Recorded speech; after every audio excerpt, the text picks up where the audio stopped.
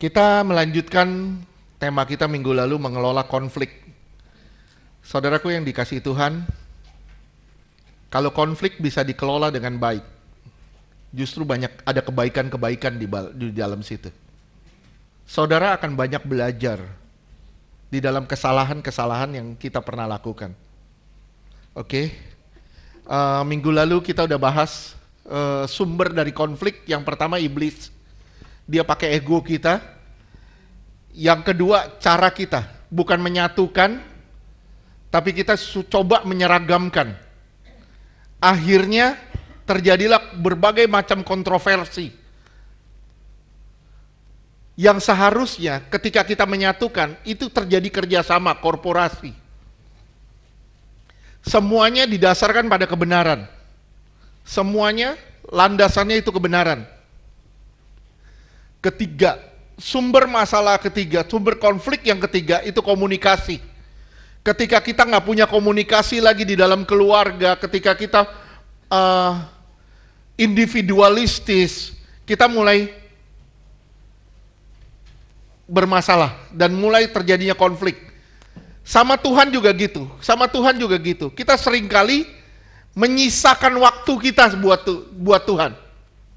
Kita sisahin waktu yang seharusnya kita sisihin waktu kita.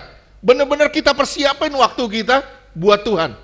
Akhirnya ketika kita tidak berkomunikasi dengan Tuhan dengan benar, ini terjadi masalah, terjadi konflik sebenarnya antara kita dengan Tuhan tanpa saudara sadari. Begitupun kita dengan sesama. Mulai ketika keluarga, rumah tangga mulai tidak ada komunikasi, itu pasti mulai terjadi konflik. Konflik itu terjadi karena tidak adanya komunikasi. Yang pertama iblis, yang kedua menyatukan, kita salah dalam menyatukan, kita mulai menyeragamkan. Yang ketiga itu komunikasi. Ketika keluarga mulai kehilangan komunikasi, saya bilang sama saudara, ketika rumah tangga mulai kehilangan komunikasi, rumah tangga pasti kehilangan keharmonisan. Oke. Kalau udah nggak ada waktu untuk bicara sama anak, sama orang tua, sama suami, sama istri, itu pasti nggak ada keharmonisan. Itu pasti ada masalah, akan terjadi masalah. Saya nggak ngulang ini dulu, nggak ulang, nanti kita nggak selesai lagi. Nah, masalah yang keempat, sumber konflik yang keempat itu luka batin. Saya bilang sama saudara minggu lalu, kalau saudara tinggal bersama dengan orang luka batin, itu seperti saudara tinggal, minta maaf, seperti tinggal dengan anjing gila. Ditolong salah, tidak ditolong salah. Apapun yang kita perbuat, pasti dipersalahkan. Itu orang luka batin lu begitu. Pak, ciri-ciri luka batin itu seperti apa? Salah satu simple cirinya. Simple nih ya. Saya bilang, Rita salah. Saya bilang, Lina Bukit salah. Saya bilang, Bu Esther salah. Kenapa? Karena saya selalu melihat kesalahan-kesalahan orang. Itu ciri luka-luka batin. Saya nggak akan bahas lebih dalam di luka batin. Mungkin kita buka aja, kita lihat ya cerita, salah satu cerita orang luka batin nih. Hakim-Hakim 12 ayat 1 sampai 4. Ini bicara soal Yeftah. Hakim-Hakim 12 Sebentar ayat. saya jelasin dulu. Yeftah itu anak pelacur. Oke, terima kasih. Yeftah itu seorang anak pelacur. Dia punya saudara dari ibu kandung, dari ibu yang lain. Karena dia anak pelacur, dia dibuang, disingkirin. Tapi Tuhan ambil dia menjadi hakim, menjadi seorang pahlawan. Tapi lihat baik-baik. Ya. Hakim-Hakim 12 ayat 1. Dikerahkanlah orang Efraim, lalu mereka bergerak ke Zafon, dan mereka berkata kepada Yeftah, Mengapa engkau bergerak untuk memerangi Bani Amon dengan tidak memanggil kami untuk maju bersama-sama dengan engkau? Sebab itu kami akan membakar rumahmu bersama-sama kamu. Jadi orang Efraim bukan Pak Efraim ya. Orang Efraim ini, suku Efraim ini adalah suku yang arogan. Arogan banget. Dia bilang gini, lu pergi perang, lu gak ngajak-ngajak gue. Oke, gue bakar rumah lu, katanya. Terus ayat 2. Hakim-Hakim 12 ayat 2. Tetapi jawab Yefta kepada mereka, aku dan rakyatku telah terlibat dalam peperangan yang hebat dengan Bani Amon. Lalu aku memanggil kamu, tetapi kamu tidak datang menyelamatkan aku dari tangan mereka. Lihat, aku panggil kamu, tapi kamu nggak. Nah, sekarang yang luka batinnya siapa nih? Saudara lihat. Yefta luka batin, Efraim juga luka batin. Nah, luka batin ketemu luka batin, ini sama kayak sabung ayam. Nginget ya. Jadi kalau orang tua kerjaannya marahin anak terus, saudara simak ya. Orang tua ngelihat kesalahan anak terus aja ngelihat kesalahan anak itu akan terluka. Nah, begitu anak itu terluka, anak itu akan ngelawan orang tua. Begitu anak itu ngelawan orang tua, ini akan terjadi seperti sabung ayam di rumah. Berantem terus di rumah, ribut terus, nggak ada kedamaian. Oke, masing-masing siapapun anggota rumah tangga itu harus menyelesaikan dirinya. Nggak boleh ada luka-luka gitu. Terus, lanjutkan. Hakim-Hakim 12 ayat 3. Ketika kau lihat bahwa tidak ada yang datang menyelamatkan aku, maka aku mempertaruhkan nyawaku dan aku pergi melawan Bani Amon itu. Dan Tuhan menyerahkan mereka ke dalam tanganku. Mengapa pada hari ini kamu mendatangi aku untuk berperang melawan aku? Ayat 4. Hakim-Hakim 12 ayat 4. Kemudian Yefta mengumpulkan semua orang Gilead, lalu mereka berperang melawan suku Efraim. Dilawan loh Efraim. Jadi ini terjadi perang saudara. Simak gak? Terjadi perang saudara. Kenapa? Karena orang luka batin. Terjadi konflik terus. Dan orang-orang Gilead mengalahkan suku Efraim itu. Sebab orang-orang itu mengatakan, kamulah orang-orang yang telah lari dari suku Efraim. Kamu Gilead itu ada di tengah-tengah suku Efraim dan suku Manasye. Puluhan ribu orang mati. Kenapa? Karena luka batin.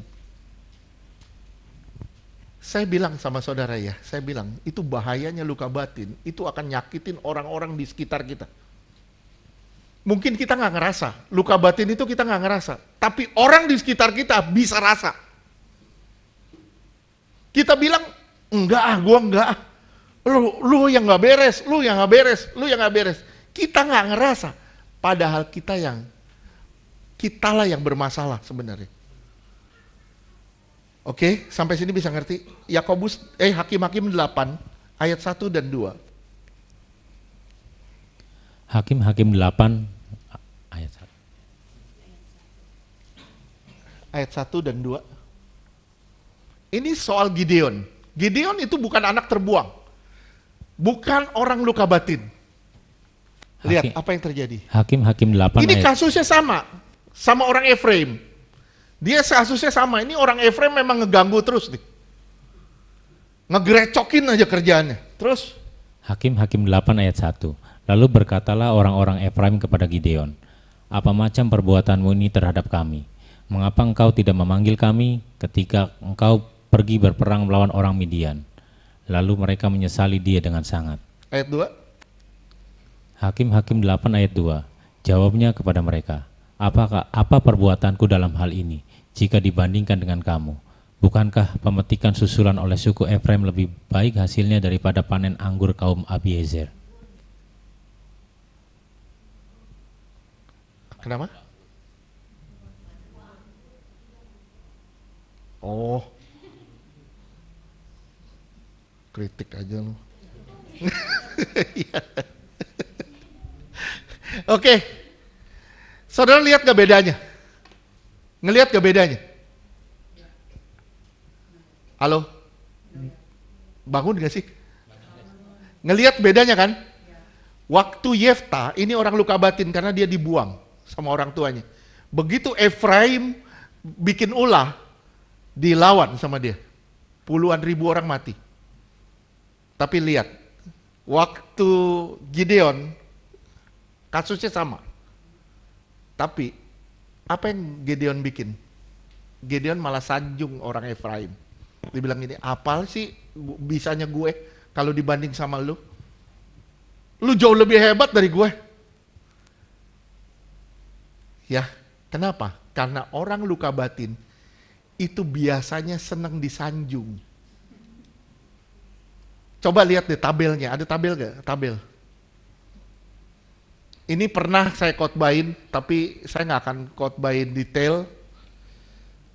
Tapi lihat tabelnya nih, ya. Kalau orang yang diremehkan, ini terjadi di Yeftah, dia diremehkan, ditolak. Lihat apa yang terjadi. Akhirnya jadi perfeksionis di sini, aktualisasi diri. Dia pingin menyatakan dirinya, gue bisa, gue tampil. Lihat, akhirnya terjadi begini, aktualisasi diri, ingin tampil, sombong, pemarah, penuntut. Nah, kalau udah penuntut, udah semua salah deh. Siapapun salah. Nah, bisa bayangin nggak kalau tinggal sama istri atau sama suami masih luka batin? Nah, kalau orang ditolak, ya udah larinya ke keras kepala, berontak, kelainan seksual, rasa sendiri. Akhirnya apa? Ujung-ujungnya mengasihani diri sendiri. Ujung-ujungnya akan mengasihani diri sendiri. Nah, ini luka batin. Nah, otomatis kalau kita nggak membereskan luka batin kita, maaf ya, kalau saudara dan saya tidak membereskan luka batin kita, otomatis kita akan menjadi sumber konflik. Bisa paham nggak? Saya ulang sekali lagi, kalau saudara dan saya tidak pernah membereskan luka-luka batin kita, otomatis kita akan memulai suatu konflik. Pasti Pak, pasti. Bagaimanapun caranya, kita akan memulai satu konflik. Bahkan hal kecil sekalipun bisa kita jadikan besar. Oke, Yakobus 1 ayat 19. Ini ada tabel kedua nggak apa-apa dulu, nanti ini di save dulu, tabel kedua. Lihat, peristiwa menakutkan, ada trauma, antipati, tidak bisa, takut ambil keputusan, jadi penakut. Nah ini, kurangnya kasih sayang, kita nggak dapat kasih sayang dari orang tua, atau kelebihan kasih sayang. Jadi gini, manusia itu punya takaran, kita punya gelas takar di dalam kita.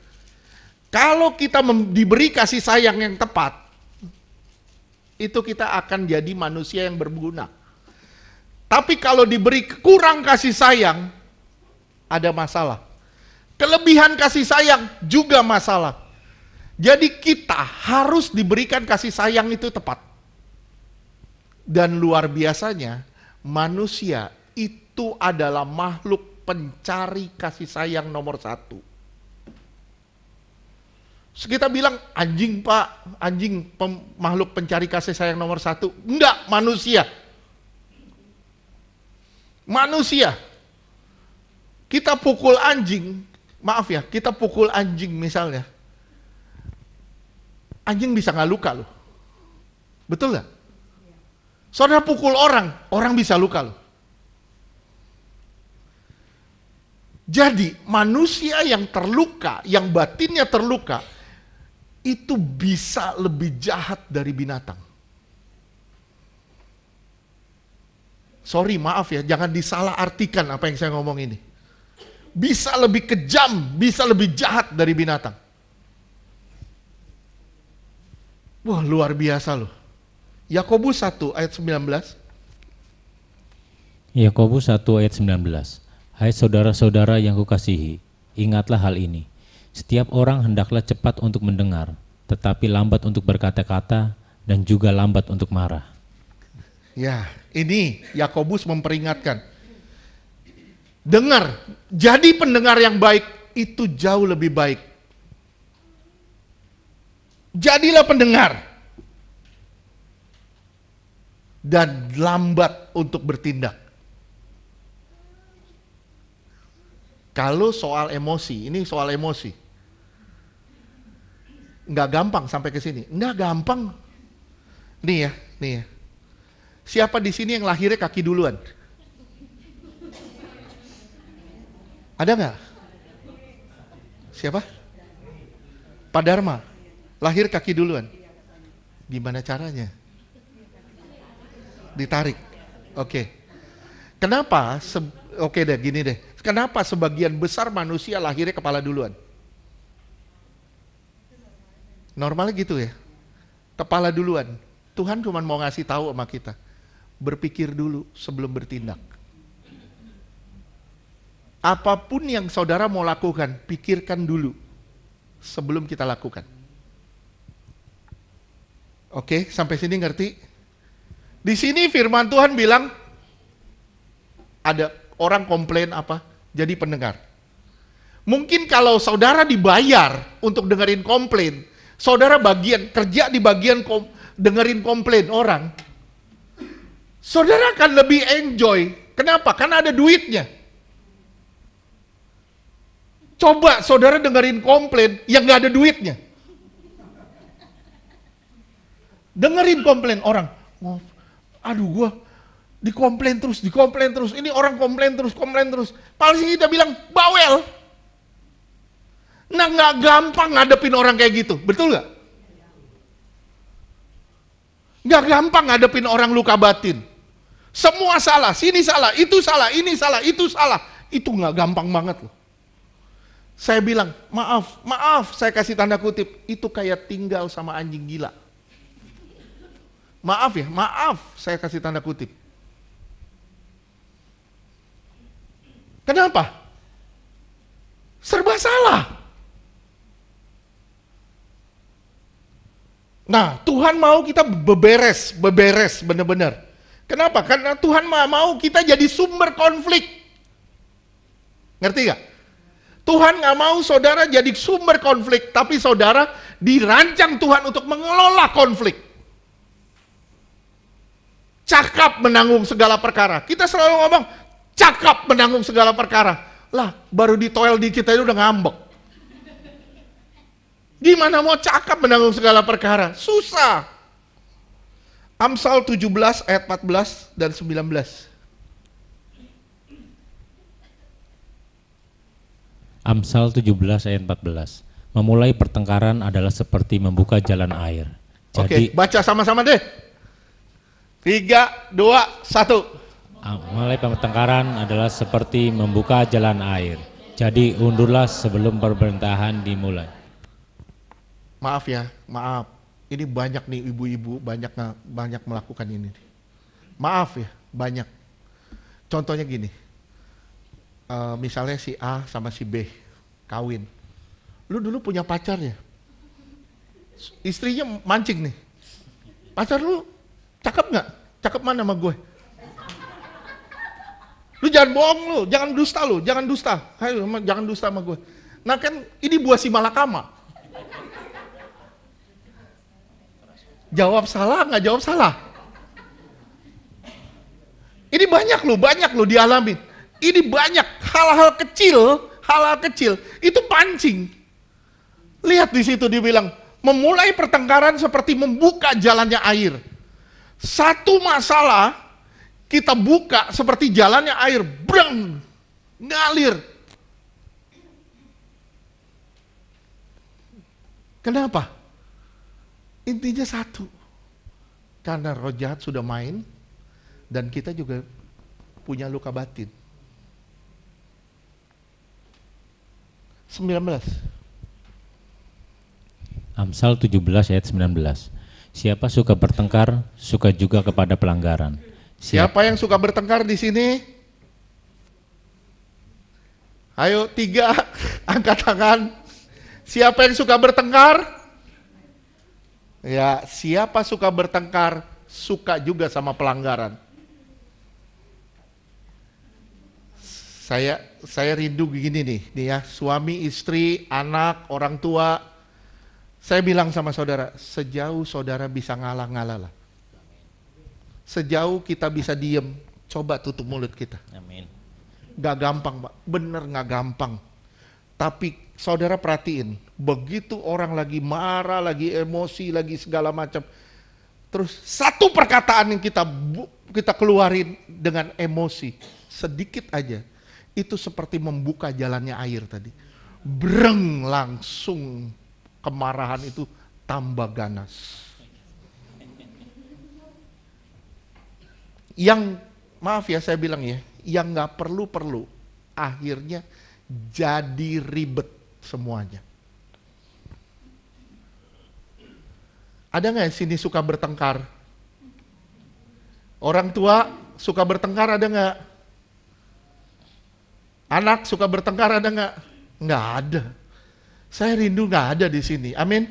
Supaya apa? Nggak ada konflik di dalam keluarga. Mulai dari Yerusalem sampai ke Yudea, sampai ke Samaria, Yudea, sampai ke seluruh bumi. Nggak ada pertengkaran. Saya selalu bilang sama teman-teman semua gini, kalau saudara punya bahan bangunan, jangan bangun tembok, bangun jembatan. Kalau saudara diberi sama Tuhan kemampuan, saudara percaya Tuhan, jangan pernah bangun tembok. Mulai bangun jembatan, gimana caranya tangan saudara bisa merangkul orang-orang di kiri kanan. Saya selalu bilang sama saudara ya, kalau saudara duduk, semua orang bisa duduk rame-rame, bisa ketawa-tawa. Jangan ketika kita duduk, yang duduk berdiri semua, hilang semua.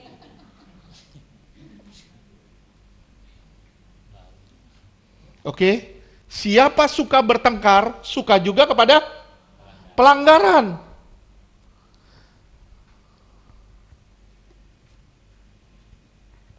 Sejauh mungkin, hindarilah konflik. Jangan pernah cari-cari masalah. Kenapa? Toh yang kebakar kita. Kita selalu bilang, orang lain Pak, dia yang mulai. Mau siapapun yang mulai, yang nyulut kita kok, yang nyambut kita. Yang masalah juga kita, betul gak? Jadi gimana nih Pak? Lebih baik diam, daripada kamu berkata dan terjadi perbantahan. Kadang serba salah. Begitu kita diam, orang di kiri kanan kita bilang, lu diam aja, ngomong kayak sedikit. Nah, salah juga. Kita ngomong nanti jadi jalannya air terbuka. Kita nggak ngomong, salah juga. Nah inilah luka batin. Luka batin itu apa sih? Luka batin itu adalah luka yang terpupuk sudah begitu lama dan tidak dibereskan. Ini asalnya dari mana? Ya kita nggak tahu dari mana. Contoh aja, contoh. Anak kecil. Dia jatuh. Naik motor, masih kecil ya. Saya ngelihat dengan mata kepala saya sendiri. Anak kecil, masih 6 tahun, pakai baju SD, pakai baju seragam TK. Mamanya turun beli makanan, anaknya di motor. Anaknya di motor nggak bikin apa-apa, kebetulan di sebelah saya. Tiba-tiba motornya jatuh. Anak ini nangis. Mamanya datang jewer dia. Lu sih nakal ini. Saya bilang gini, luka fisik itu gampang sembuh, luka batin itu susah sembuh. Bahkan ada pernah saya ngelayanin sampai dibawa sampai kematian. Susah sembuhnya. Jadi gimana caranya orang tua itu punya hikmat luar biasa terhadap anak-anaknya. Kalau anak udah menjauh, udah mulai menjauh, nggak akrab sama orang tua, itu tanda anak sudah ada luka. Bisa ngerti gak sih? Ya, anak itu harus dijadikan sahabat, dijadikan teman. Kalau dia nggak dijadikan teman, dia akan menjadikan teman-temannya sebagai tempat curhatnya. Anak nggak akan betah sama kita. Kenapa? Karena anak nggak bisa curhat sama kita. Kenapa? Karena yang dibutuhkan manusia adalah di mana dia bisa mengadu. Kita boleh keras, didik dia. Kita didik dia dengan benar. Kita didik dia dengan benar. Tapi kitanya yang mendidik dia dengan benar, kita merasa didik dia dengan benar, kitanya harus berjalan dalam kebenaran. Kalau kitanya nggak berjalan dalam kebenaran, gimana kita mau bilang, gue didik anak gue dengan benar? Nggak bisa. Maaf, saya bilang, nggak bisa kamu didik anakmu dengan benar, kalau kamunya sendiri nggak benar. Saya berharap semua bisa ngerti, walaupun saya tidak detail membahas ini. Amsal 21 ayat ke-9. Amsal 21 ayat 9. Lebih baik tinggal pada sudut soto rumah daripada diam serumah dengan perempuan yang suka bertengkar. Oke. Wah, ini buat istri Pak, suami enggak. Enggak juga. Kalau kita balik di sini, lebih baik tinggal di soto-soto rumah daripada tinggal dengan suami yang suka bertengkar. Gimana? Wah, semua serba salah Pak. Apa yang saya buat salah? Apa yang saya buat salah? Apa yang saya buat salah? Saya pernah ngomong sama saudara ya. Ini manusia, ini manusia. 1000 kebaikan yang saudara buat tidak pernah menjadikan saudara malaikat di hadapan orang. Enggak pernah, enggak bakal pernah orang menganggap saudara sebagai malaikat. Tapi satu kejahatan yang saudara buat, satu kesalahan yang saudara buat, cukup membuat saudara mendapat cap seorang iblis di hadapan orang.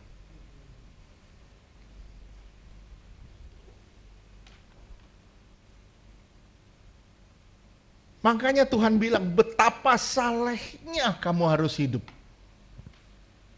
Kalau kamu hidup harus menjadi berkat bagi sesama. Udah, sekarang gini. Yang suami, istri, anak, orang tua, semua, kita dalam lingkungan kantor, dalam apa. Saya cuma bilang gini, hindari konflik. Hindari konflik. Gimana caranya? Jadilah pendengar. Jadilah pendengar. Lambat untuk marah. Kekang diri kamu. Supaya engkau benar-benar bisa memenangkan situasi. Hati-hati, hati-hati. Pak, jadi luka batin gimana? Saya bilang luka batin itu harus dibereskan. Karena luka batin itu tempat persembunyian roh jahat paling aman. Saya ulang sekali lagi, luka batin adalah tempat persembunyian roh jahat paling aman. Banyak orang-orang nggak terbuka pada saat dilayani pelepasan, akhirnya luka batinnya masih nganga. Luka batin itu baru bisa kelihatan ketika kita ngalamin masalah. Saya berharap saudara bisa ngerti, tapi saya nggak akan bahas lebih detail di sini ya. Coba lihat Amsal 31 ayat 10 dan 11.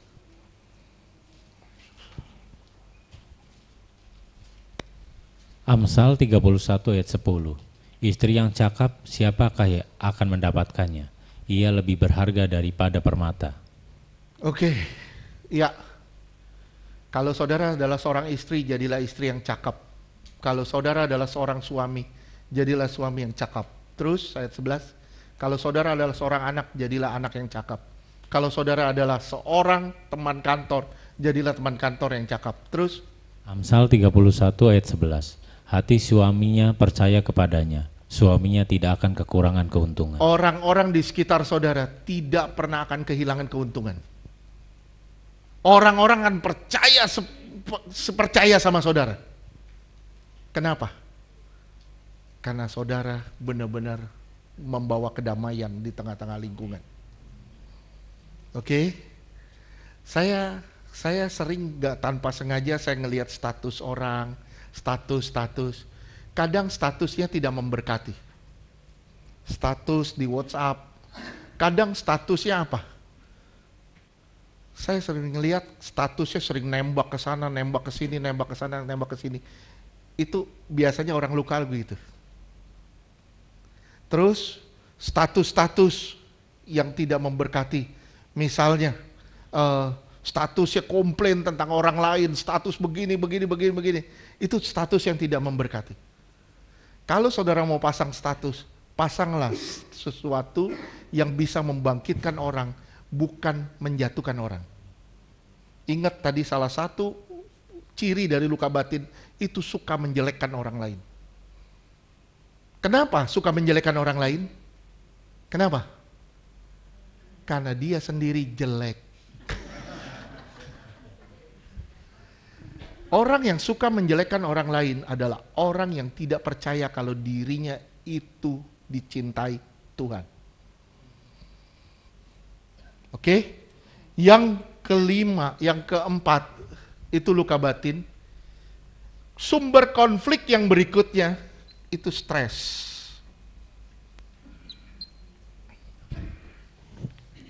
Stres. Kecapean, banyak pergumulan. Saudara perhatiin ya. Kalau saudara bawa beban ke rumah, saudara seperti bawa masalah ke dalam rumah. Istri saya selalu bilang, lu enak banget sih lu tidur, begitu nempel langsung ngorok. Saya selalu punya prinsip gini, saya nggak boleh bawa beban, bawa masalah ke tempat tidur. Masalah itu keluar, masalah itu di luar, nggak boleh di tempat tidur. Begitu sampai ke tempat tidur, yang kita bawa justru damai. Peace, hanya orang yang tenang, yang damai, yang bisa tidur. Betul gak? Tambah saudara gak tenang, tambah saudara gak bisa tidur. Oleh sebab itu Tuhan selalu bilang, serahkanlah bebanmu kepada Tuhan. 1 Petrus 5 ayat 7 dan 8. 1 Petrus 5 ayat 7. Serahkanlah segala kekhawatiranmu kepadanya, sebab ia yang memelihara kamu. Ya, serahkan itu pakai kata epirepto. Yang sama dengan to throw. Yang artinya lempar. Masalah itu diserahkan atau dilempar. Bukan dipikul. Yang dipikul itu salib. Kalau saudara memikul masalah, saudara tidak memikul salib. Kita nggak bisa menanggung beban yang begitu berat. Masalah yang saudara hadapi itu harus diserahkan. Gimana caranya saudara mau menyerahkan? Gimana caranya saudara nggak mau stres?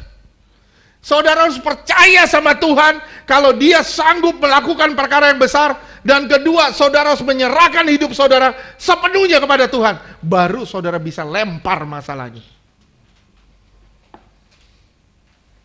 Gampang? Enggak. Orang Tuhan bilang kok, kita kadang ngelewatin jalan-jalan yang berliku, kita lewatin jalan-jalan yang penuh badai. Tuhan gak ngajak kita jalan di jalan yang tenang. Enggak. Kadang jalan kita penuh masalah, penuh badai. Kenapa? Supaya kita lebih percaya sama Dia. Nah, kalau kita stres, kita bawa pulang stres, kita bawa pulang capek, lelah, segala macam. Percayalah, konflik sedang menunggu Anda. Ayat 8. 1 Petrus 5 ayat 8. Lah ini lanjutannya begini. Sadarlah dan berjaga-jagalah. Lawanmu si iblis berjalan berkeliling sama seperti singa yang mengaum-ngaum dan mencari orang yang dapat ditelannya. Dia cari orang yang bisa ditelan. Siapa yang bisa ditelan? Yang tidak menyerahkan masalahnya kepada Tuhan. Lanjutannya kan dari 7 ke 8. 7 serahkan, 8 berjaga. Kalau saudara nggak berjaga, saudara bawa itu beban, pikul itu masalah. Saudara sedang ditelan sama iblis. Oke, sampai sini ngerti? Banyak orang hidup dalam ketakutan. Wah, nanti begini Pak, nanti begini Pak, nanti begini Pak, nanti begini Pak. Saya bilang, nggak usah ditakutin lah apa yang belum terjadi. Jalanin aja, nggak usah takut sama apa yang ada di depan kita. Karena kita tahu, kita berjalan bersama Allah yang Maha Kuasa di samping kita. Akibatnya, kalau kita stres, depresi, stres atau apapun, itu kita akan tidak pernah membawa damai sejahtera ke dalam rumah. Begitu kita sampai rumah, udah tegang aja bawaannya. Oh, kenapa nih? Kenapa nih papa pulang nih? Papa mukanya begini. Waduh, papa bukannya bawa oleh-oleh, bawa masalah nih. Waduh, udah nggak enak dah pokoknya. Udah nggak enak. Orang bisa merasakan sesuatu yang nggak beres ketika saudara belum menyerahkan beban itu. Sampai sini ngerti dah? Ngerti ya? Kita mau menang dalam konflik. Kita mau bebas dari konflik. Amin. Oleh sebab itu saya ngomong gini supaya kita benar-benar menyatu deh. Supaya rumah tangga di sini juga jadi rumah tangga yang ideal. Amin. Di mana orang tua menghormati anak, anak menghormati orang tua, dan orang tua juga tidak menguasai anaknya, tapi mengasihi anaknya. Tidak menguasai, tapi mengasihi. Oke, sekarang kita masuk dalam step berikutnya.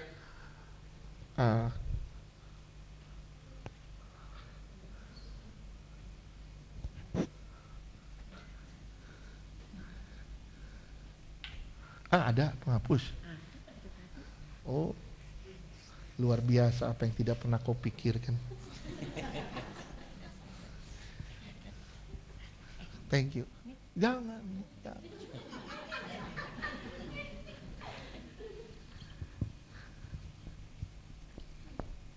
Sekarang bahayanya apa? Bahayanya apa? Perpecahan, oke, benar. Bahaya yang paling fatal itu adalah kekalahan.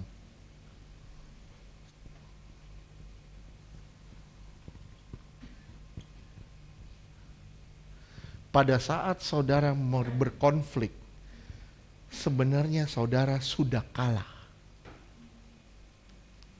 1 Korintus 6 ayat ke-7.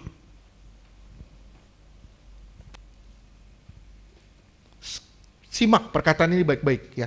1 Korintus 6 ayat 7. Adanya saja perkara di antara kamu. Ada perkara di antara kamu, terus? Yang seorang terhadap yang lain telah. Ada masalah di antara kita nih. Antara suami, istri, antara anak sama orang tua ada masalah, terus? Telah merupakan kekalahan bagi kamu. Itu sudah cukup menjadi satu bukti kamu sudah kalah. Terus? Mengapa kamu tidak lebih suka menderita ketidakadilan? Mengapakah kamu tidak lebih suka dirugikan? Mengapa kamu tidak lebih suka dirugikan? Mengapa kita selalu menuntut, sehingga terjadinya konflik. Kita tuntut, anak kita tuntut orang tua kita tuntut saudara-saudara kita. Sadar nggak saudara? Begitu saudara menuntut orang, saudara hidup di dalam kekalahan. Saudara adalah seorang pecundang. Oke, Efesus 4 ayat 26-27. Aduh, udah jam segini nih. Efesus 4 ayat 26. Apabila kamu menjadi marah, janganlah kamu berbuat dosa. Janganlah matahari terbenam sebelum padam amarahmu. Saya selalu tanya sama saudara, marah boleh enggak? Enggak boleh ya. Jadi ini gimana?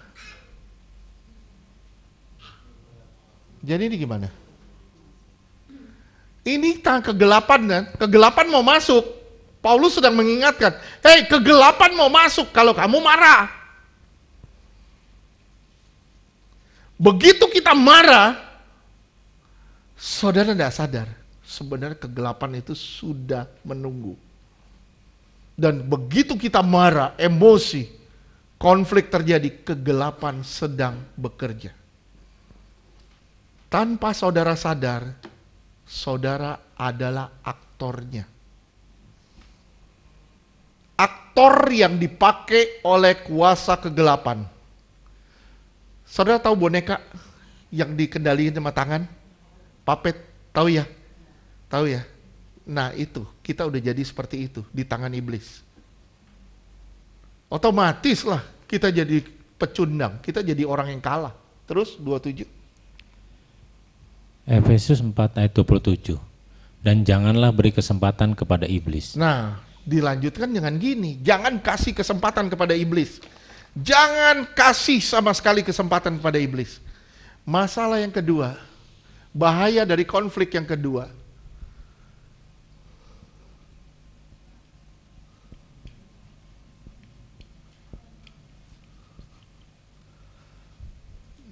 Kalau ini udah nggak nyampe, doamu sampai di plafon doang, nggak tembus. Doamu pasti terhalang. Saya bilang sama saudara, kalau saudara ada berkonflik satu sama lain, doamu nggak bisa nembus sampai ke Tuhan, nggak bakal bisa. Oleh sebab itu, saudara harus membereskan diri. Yakobus 4 ayat 2. Yakobus 4 ayat 2. Kamu mengingini sesuatu tetapi kamu tidak memperolehnya.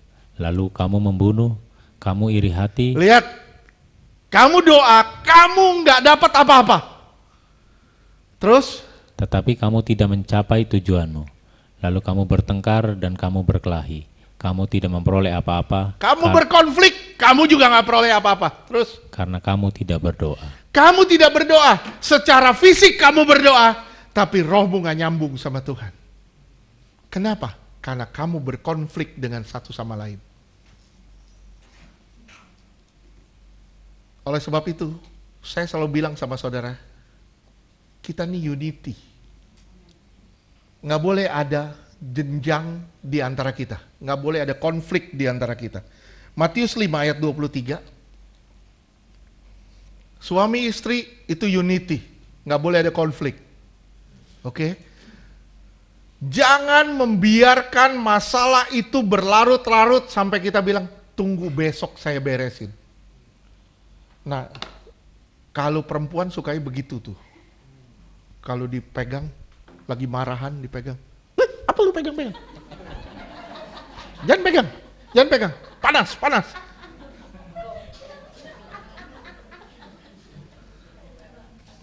Ya.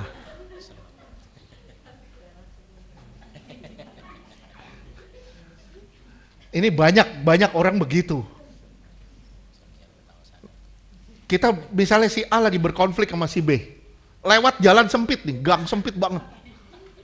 Satu madep sini, satu madep sini. Begitu ngeliat dari jauh, wah dia udah terjebak di tengah jalan. Satu madep sini, satu madep sini. Udah gitu sampai rumah berdoa. Tuhan, terima kasih untuk berkat-Mu. Sama orang aja lu musuhan, Bagaimana sama Tuhan yang kita nggak lihat. Lihat Matius 5 ayat 23. Matius 5 ayat 23. Sebab itu jika engkau mempersembahkan Kalau kamu berdoa, terus mempersembahkan persembahanmu di atas mezbah dan engkau teringat akan sesuatu yang ada dalam hati saudaramu terhadap engkau. Ya, terus 24.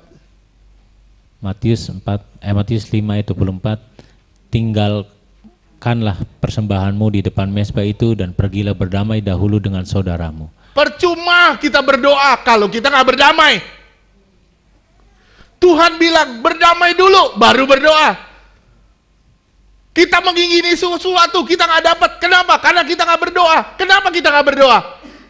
Karena kita nggak pernah berdamai sama orang. Apakah berdamai harus kita bertemu? Enggak. Damai itu harus dari hati dulu. Kalau kita berjumpa begini, saya salamin. Ini belum tentu kebenaran, bisa kemunafikan. Tapi kalau saya tulus dari hati, begitu saya ketemu, saya bilang, terima kasih. Kamu telah membentuk saya. Ini konflik kalau dikelola dengan baik, itu hasilnya pasti baik. Sampai sini ngerti dah? Yang ketiga, itu yang penting juga, kehilangan penyertaan.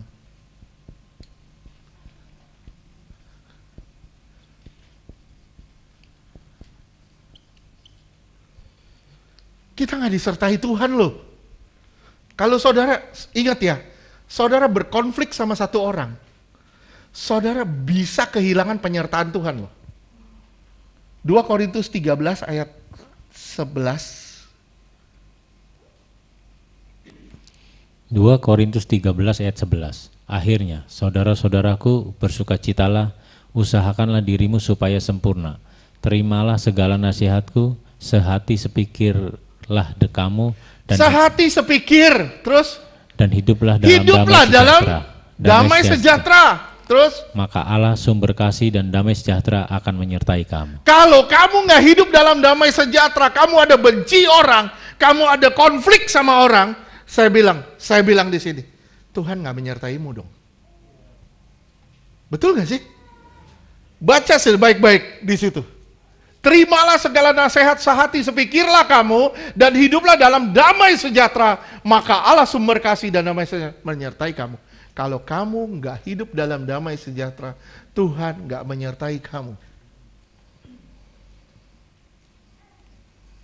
Bahaya nggak? Lebih bahaya lagi jika konflik itu menimbulkan permusuhan, sakit hati.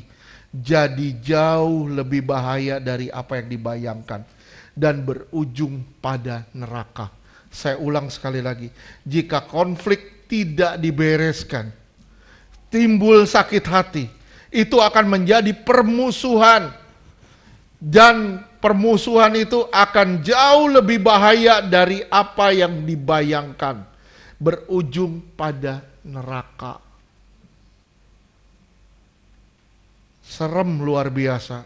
Saya bilang sama saudara, kalau saudara mau bereskan, bereskanlah hari ini. Stoplah berkonflik. Ayo terjadi pemulihan. Ada siapa yang mengganjal di hati saudara, beresin. Kenapa? Karena itu menghalangi hubunganmu dengan Allah. Oke, 1 Yohanes 2 ayat 9 sampai 11.